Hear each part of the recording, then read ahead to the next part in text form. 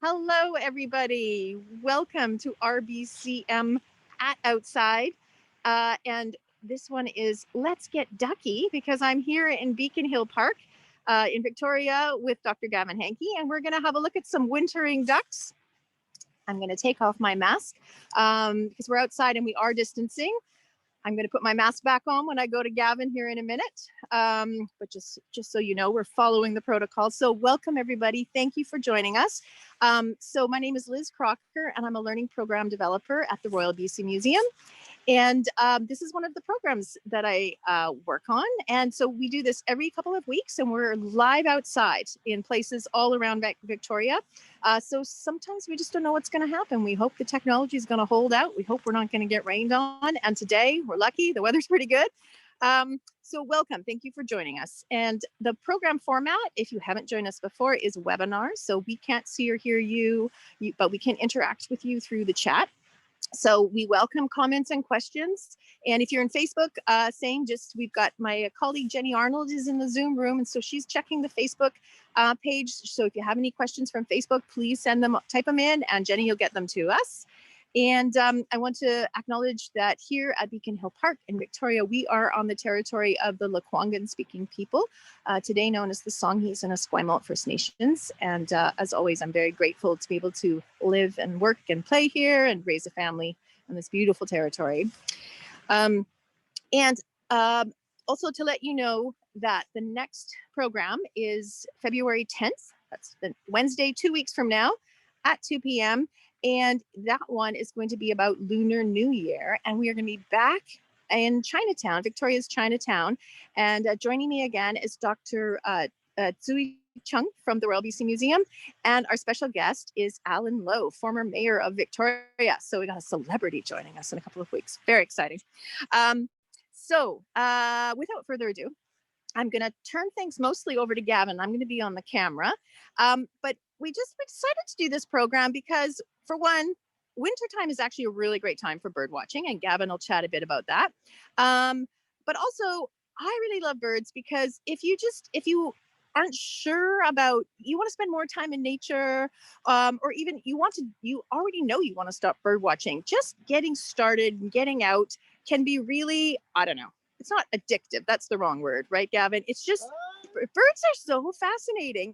Once you start to watch them, you kind of go, I can't believe this whole world was going on around me the whole time, because they're fascinating. They are very busy animals. And so once you start to kind of watch them and notice them, I also find it's almost like a mindfulness practice, almost like you have to pay attention. You start noticing things, not just the birds, but the environment that they're in. They're just fascinating creatures, and they can lead to all kinds of other interests in nature as well. So love the birds. So I'm going to turn it over to Gavin. And Dr. Gavin Hanke is curator of vertebrate zoology. I knew it. Vertebrate zoology, vertebrates at the Royal BC Museum. And so I'm going to flip the camera. Here we go. Gavin, I'm going to let you lead us on our journey here. All right, I'm going to take my mask off so you can hear me a little better. I started birding as a kid, basically. My dad got me a little checklist, which you'll see sometimes at the back of your field guide, where you can fill in the species you'd seen. And so I've been doing this, I won't say how long that's been ago, but it's been a while. I'm kind of a lazy birder. If it's a really tough thing to ID, I probably won't get it. I'm not great at it. So, but the one thing that's nice about this time of year, especially here, because, well, everything's green and it's warm, is that without the leaves on a lot of the trees and the bushes, you can see a lot more birds. It's not, you're not having to look through, and birds aren't as cryptic as they could be later in the summer here, when there's actually something blocking your view. So winter birding is really rewarding. You know, you're looking through a brown hedge and all of a sudden there's a flash of color. It really is a nice treat. So yeah, it's totally worth doing. Thank you, Gavin. And you know what? Before we get going, I want Jenny, there's a poll I'd like you to launch, because we've got a little interactive quiz to get us started. I'm going to go over this way. Now, mostly people are seeing what's on Jenny's screen. So these are, any subculture, like bird watching, has its own language and lingo. So these are just a few easy, fun questions. The answers are completely anonymous, except for those brave folks on Facebook that want to type in their answers. So first question, true or false? GBH is an abbreviation for great blue heron. True or false? Go ahead. You should be able to select a response.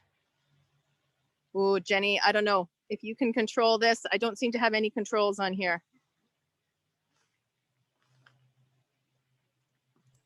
Doesn't seem like anyone has responded quite yet, but maybe they're just reading them and trying to decide what one to do. Okay, well, and then also I was going to, what we'll do is we'll go through them and then I'm going to ask Gavin. Okay, next question. Are you able to go forward there, Jenny? You know what, maybe what we'll do is we're going to address each question as we go through. So I've given people a chance. Now we're going to ask Gavin. True or false? GBH is an abbreviation for great blue heron.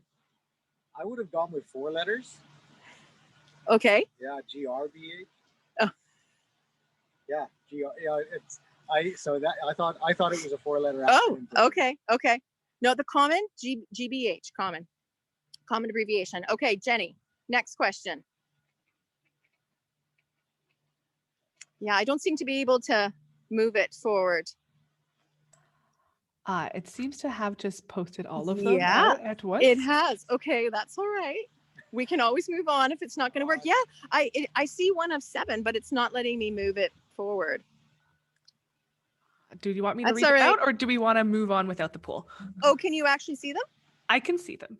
Okay, because I can't see them. Apologies, everyone out Evan there. said they're trying to respond, but it won't submit. For goodness sake. Sorry, everybody. Okay, let's quickly, Jenny, if you can read the next question, and we're going to quiz Gavin as well. Okay, let's do that. Okay, sorry about that, folks. BOP stands for birds on people, birds of prey, birds over Penticton. Come on, Gavin, quick. Oh, I like the Penticton option myself. That sounds fabulous. The correct answer, birds of prey. Thank you, Jenny. Next question. A lister is either A, a bird that leans on one side, a bird watcher who leans against a tree while watching birds, a bird watcher that is often more keen about the size of their life list of all the birds they've seen rather than the birds themselves. Gavin. I would have said it was a birder on a boat that's leaning over. Okay, Dr. Gavin Hanke is being no help with the quiz. It is a fact. It's the third. He's a lister. Yes, the third response is the correct one. Thank you, Jenny. Next question. Perfect. I didn't know that. Okay, cool. Number 4. To pish, P-I-S-H, is to condescendingly dismiss someone's bird identification, as in pish posh that, no red-breasted sap snucker. Oh, we're getting results in. Or B, to coat a bird into coax a bird into sight by making a pish pish noise, or something we can't discuss in civil public discourse, or none of the above. And you said you got some responses coming in? Yes, we have we have one person respond. All right. What are some guesses? People are thinking it's to coax the bird into sight by making a pish posh noise. It is. Let's get Gavin to demonstrate. There, Gavin is pishing. If you walk past someone doing that, that's what they're trying to do. They're trying to coax a bird up into a tree so they can see it.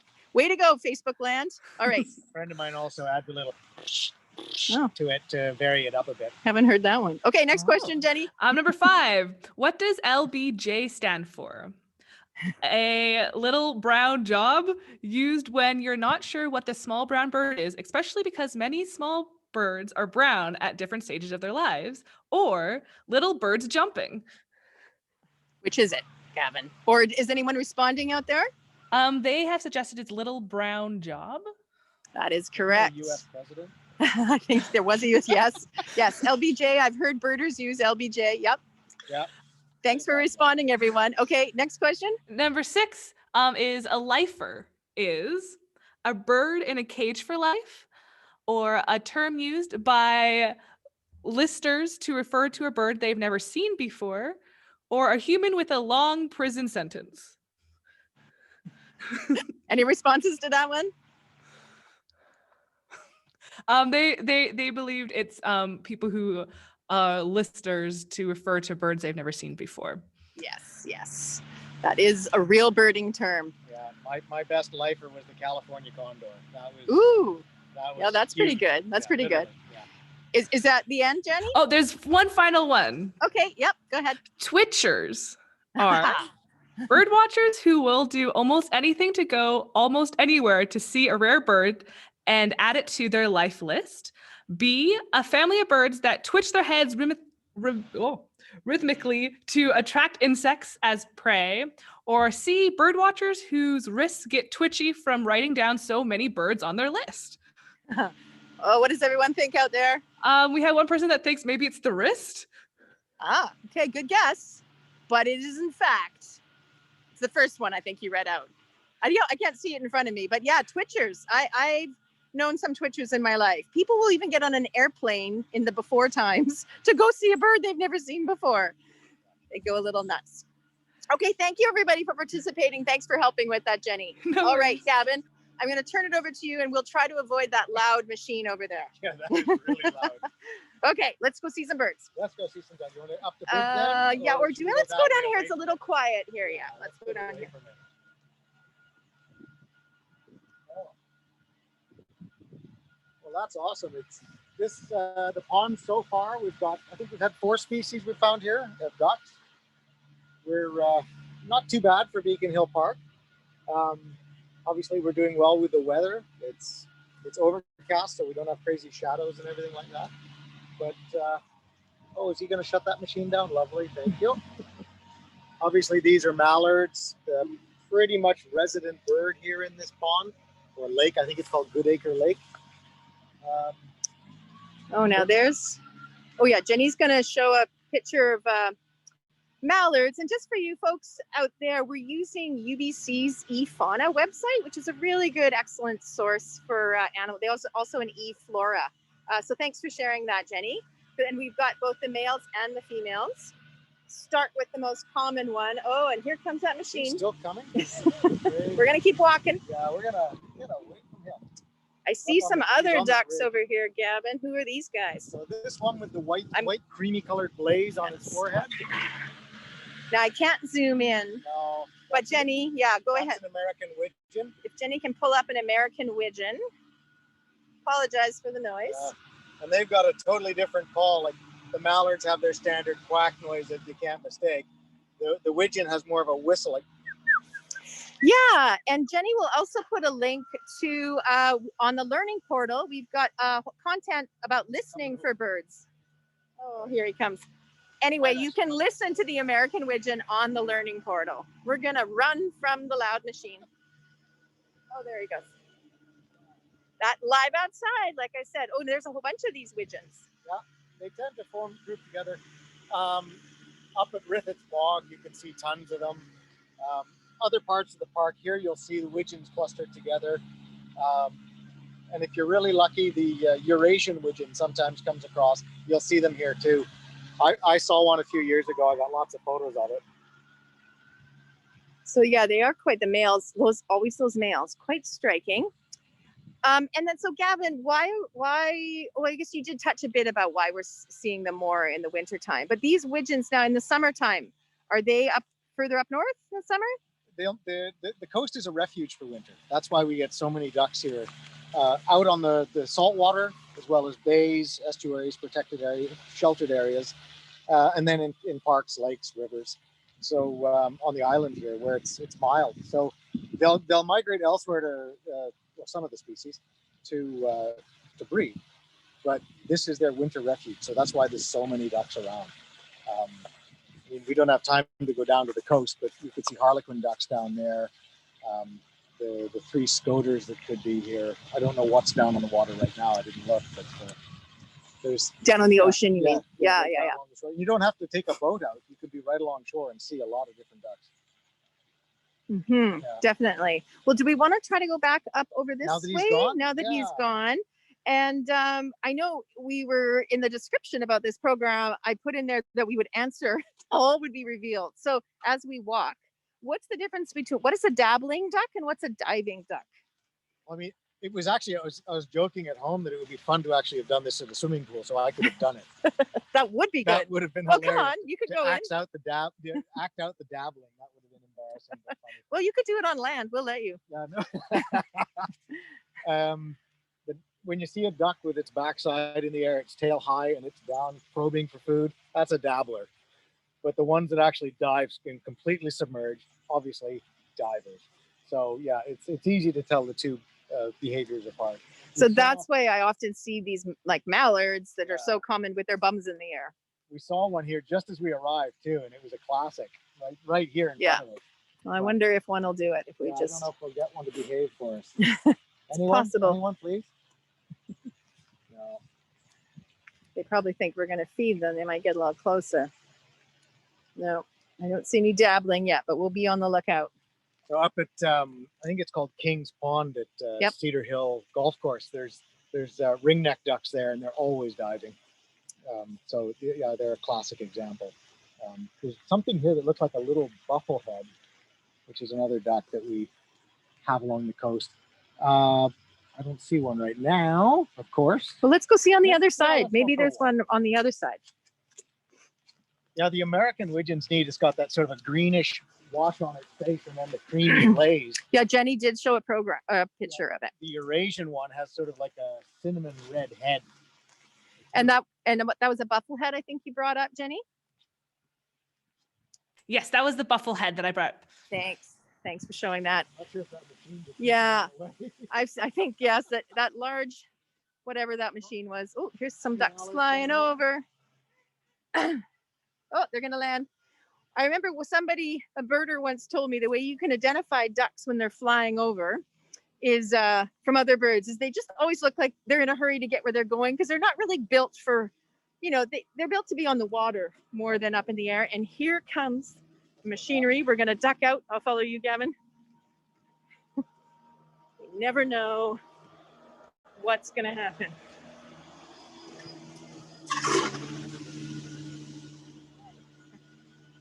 Sorry if that was a bit fast and jerky, trying to get out of the way.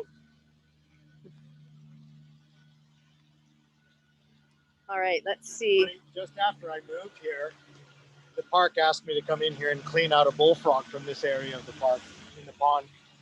So I had to wade on in there to snag it. It was a really big bullfrog. That's the American bullfrog, the invasive? Are they still here? No, it was just the one. Oh. And he was easy to find because it was a male making a lot of noise. No. All right, you see a raft of, this looks like a fleet of ships of the line coming in here. They were all nicely lined up. And as Gavin and I are wandering around, hoping to find some live birds to look at, feel free if anybody has any questions, put them in and we'll do our best to respond. And Jenny, if you could put that link up for the learning portal, listening for the birds, that would be great. We forgot to mention the other one we saw, the green-winged teal. So that's another species. We'll go see if we can find it. Yeah. So we'll move on. It was over up in this corner. Okay.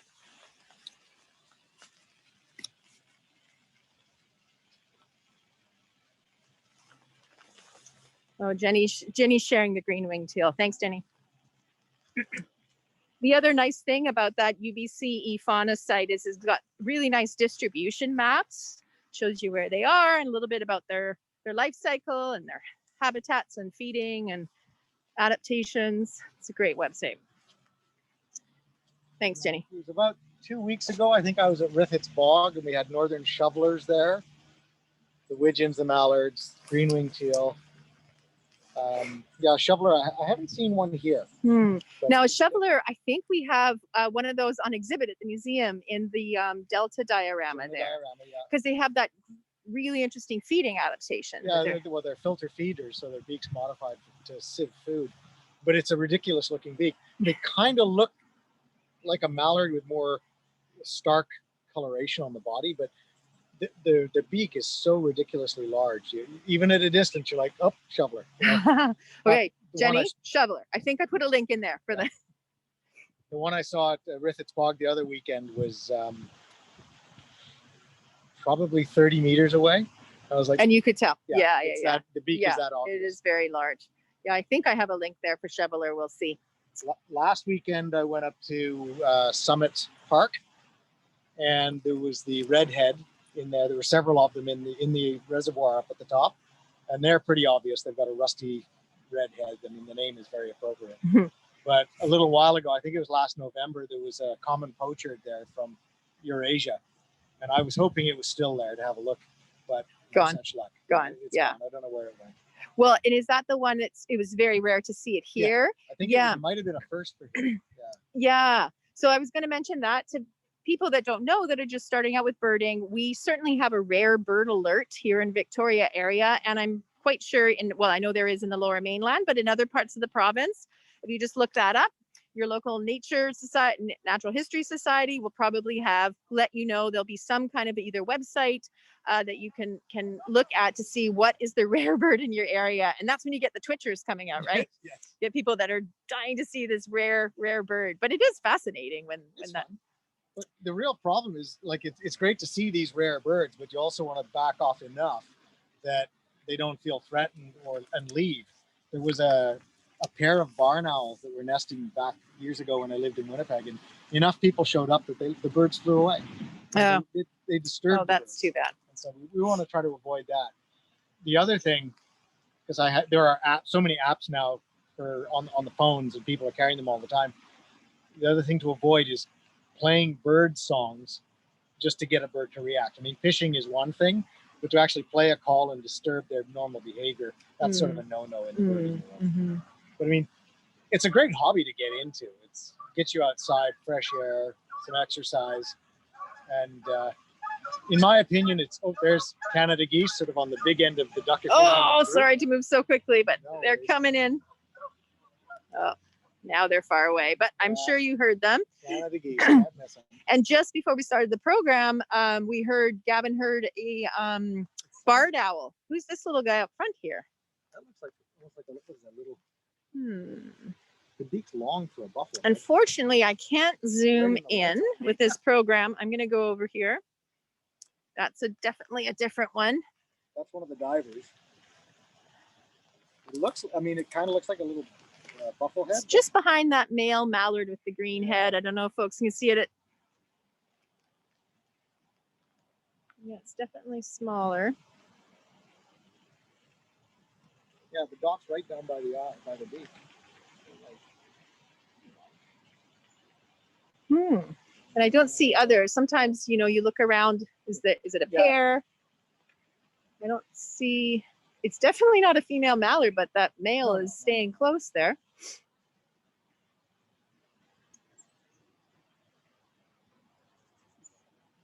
Go see if I can get a little closer.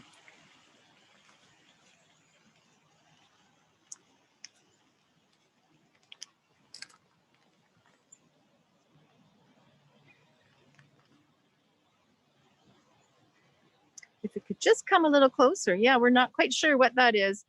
And again, I apologize, I can't zoom in. So I know it's folks out there probably can't see it too well either. It's a nice raft of ducks out here, mostly mallards. Let's see if we can hear that owl again. I'm going to start to move this way.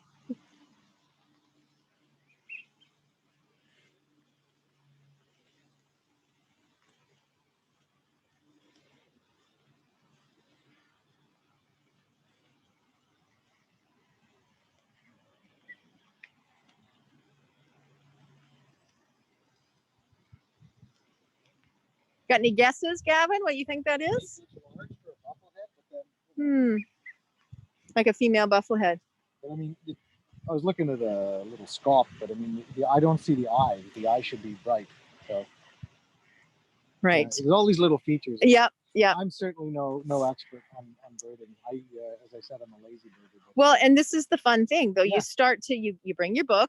Now, I sure know that when Gavin gets back to his computer, he's gonna do it. He's gonna see if we can identify it. But yeah, that helps you learn more about it. And then you might find, oh, well, that bird is only here in these particular months of the year, and in the summer it lives somewhere else. It can be. Not seeing that teal. That's unfortunate. He was. No, well, let's go around the other side. See. And we also saw a little brown creeper over here, one of my favorite forest birds. So we might see some different kinds of birds as well. Oh, that's good and muddy. I love it. It is very muddy.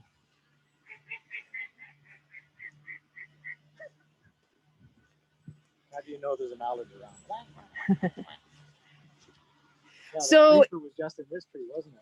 Yes, there was a little brown creeper here. So any of the folks that are out there, if you've got any good birding stories, feel free to tell us. Oh, Gavin, there's another one of those little, There's a green wing is that a green wing? with the red on Oh, the okay. crown. Yeah, that's the green Okay. I'm going to try to get closer and not fall in the pond and see. Oops, sorry.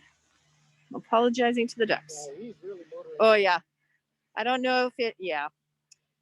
It's out in the center of the pond now. I don't think you can see it. Yeah, he's had enough. Yeah, and you know, like Gavin was saying, in this park there's quite a few introduced species, including peacocks. Pigeons. Oh, pigeons. Oh, there we go. Pigeons up in the tree. Yeah. There's peacocks loose in the park. There should be house sparrows and starlings here as well. I haven't seen any today. And herons, great blue herons. Maybe we can try to find that heron nest. Is that nearby? Right behind you. Is it? Yeah. Okay. I'm gonna try not to trip here. You see dark-eyed juncos, you see chickadees, Anna's hummingbirds.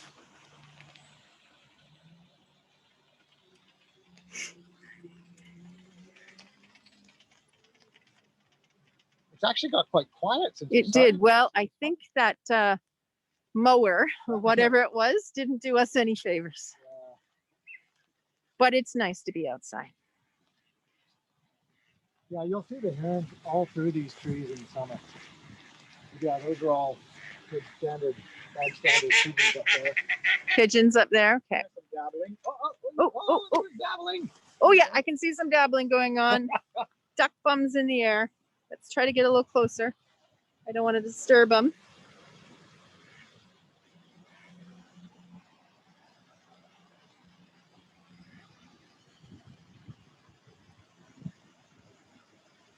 One of my favorite nature scenes. Bottoms up with the ducks. I'm not sure how to word this, but whenever I'm out birding, and it's hilarious because I'll be sitting there staring into some bushes with a pair of binoculars or something, and the first thing people do is they'll walk right up to you. What are you looking at? And it's the bird then usually leaves. You know, so it's really funny how we've had that. It was like 2 weeks ago it happened to me. There was a little wren I was trying to look at, and it was a constant parade of people saying, "What is it? What is it? What color is it?" And it's now gone. You know, And it's now gone. the same with bird photography. If you're lined up with a camera, there's always someone going to ask what you're photographing. And then, well, that means you just have to stay out there longer. See, there's that Yeah, little one again. Just don't know. yeah. Well, Any birders out there that can recognize it, let us know. Okay, well, we have time. it's got like a little scoffed beak though, so Yeah, yeah. maybe it's a female Left Scott. or something. Yeah. Well, we have, But I mean, the dot's so distinct on the, I mean, you look at, it's got that little, the beak's Yeah, the right yeah, shape and everything, yeah. but okay. Yeah, I see that. Oh, and it just went, it just unless dove. it's a young, Or unless- Scott's yeah, yeah, divers. yeah, Look, yeah, it's you can see it's Yep. boiling as it's there. disturbing It the just water. popped up. Maybe it is a lesser Scott. So we only have a few minutes left. If there's any questions for Gavin, now's a great time to type them in, and then we'll walk over and see if we can see the herons and maybe finish up over there. It's not a question, but we do have a comment from Facebook that says, "What fun! Thank you for the tour." Well, thank you for joining us. We're enjoying ourselves. I'm glad, Getting out of the office, this is great. and we're learning Yeah. things. Oh, there was some dabbling. Yeah. All right, Gavin, why don't you lead us to the heron? The The herons. herons are right behind us. The rookery is basically Oh, here. okay. So they're up in these trees in the summer, and obviously not here yet. It's way too early. But you come through here in the summer, and there's heron poop on the ground. Might as well get poop in this. It's Right. Guano, isn't it, for Yeah. birds? and you'll hear them. I mean, it's funny because I think in my master's degree before I'd ever seen a heron in a tree, because you'd always see them along shore. But The first time I saw a heron in the tree, I actually laughed out loud. It looked so ridiculous. But here, it's just normal. Well, they look prehistoric too. Yeah. Why? Because you're from the prairies. Yeah, I grew up so in they don't, Winnipeg. So and they didn't have the herons didn't no. go into trees there. They must do, but I just never Oh, seen okay. it. It's like most of my time spent canoeing and kayaking, I'd never seen a loon in flight. Oh. On the water. Oh, right. All the time. Yes. But never seen one in Yes. flight. Yeah, it's these little things that all of a That sudden you happens. realize, hang on, that's a loon. That does happen. Yeah, they actually fly. Exactly. Okay, I'm going to turn. Yes, Jenny, go ahead. Yeah. First, I was going to say I've lived my whole life on Vancouver Island, and the first time I actually heard a heron make sound was here in Beacon Hill Park. I didn't know they made a lot of sounds. I'm so used to seeing them by themselves. But we do have a question. Is there a favorite book or app you like to use when in the field? Gavin, a good one for you. Yeah, we mentioned that early on. But yeah, maybe iNaturalist again. You could. Well, iNaturalist is a great way you can log your sightings. So the redheads that I saw up at Summit Park, I tagged those in iNaturalist, and I usually I'll tag the location and then at RBCM to flag the museum so that we can see the record and proof the ID. I've got a National Geographic field guide with me. It's pretty handy. The Sibley field guides are also really good. A friend of mine wanted to get into birding, so I gave her my Sibley guides because I know they're awesome. So, and then Sibley also has an app for iPhones, so that works too. Well, you got to wait.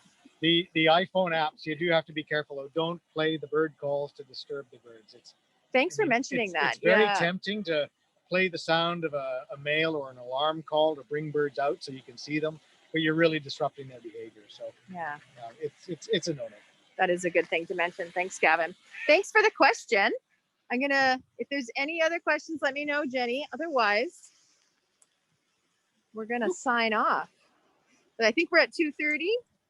Yes, we don't have any more questions at the moment, but I did put in a link to the RBCM iNaturalist profile in the chat. Oh, perfect. Good. Well, thank you so much, everybody, for joining us. Thank you, Gavin, for being our bird guide today. And I hope you enjoyed the program. And hope to see you in a couple of weeks when we'll be back in Victoria's Chinatown for the Lunar New Year. And all these programs are recorded and posted to our YouTube channel afterwards. So you can always go back and share them with whoever or watch them again. Thanks for joining us, everybody. Stay healthy. Bye-bye.